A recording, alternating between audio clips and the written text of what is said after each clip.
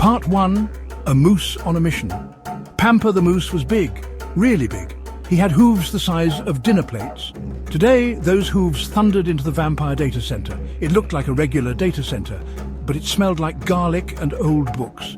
This better be important, Pampa grumbled. His antlers brushed against a blinking server rack. Pampa was on a quest. The vampire queen needed a rare flower. It was rumored to grow in the human world. To find it, Pampa needed internet access. Stupid quest, he muttered. He just wanted to be back in the forest, eating leaves, taking a nap. Captain the Frog hopped onto a keyboard. "Quiet down, you big lug," he croaked. Captain was small, even for a frog, but he was in charge of the data center and he took his job very seriously. "You're messing with my concentration." Part 2. Frog in the Machine. Captain was a coding whiz. He wore tiny spectacles perched on his nose. Today he was trying to debug the Vampire Queen's social media account. She was obsessed with getting more followers on BatTalk. Captain sighed.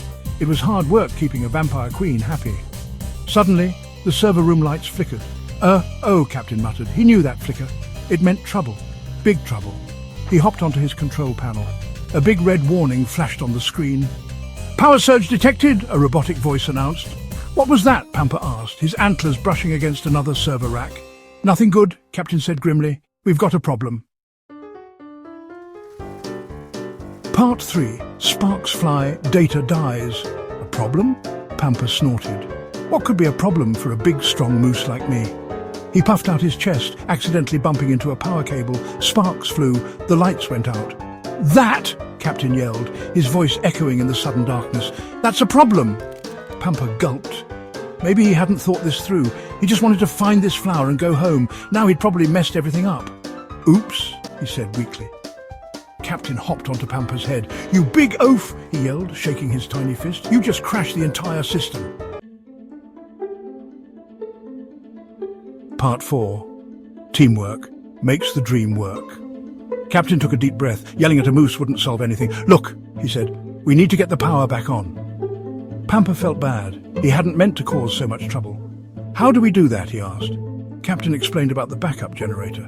It was outside in a shed. Pampa could easily reach the switch. Pampa followed Captain's directions. He found the generator and flipped the switch. The lights flickered back on. Captain cheered. "You did it," he croaked. Pampa smiled. Maybe he wasn't so bad after all. Captain, ever the forgiving soul, helped Pampa access the internet.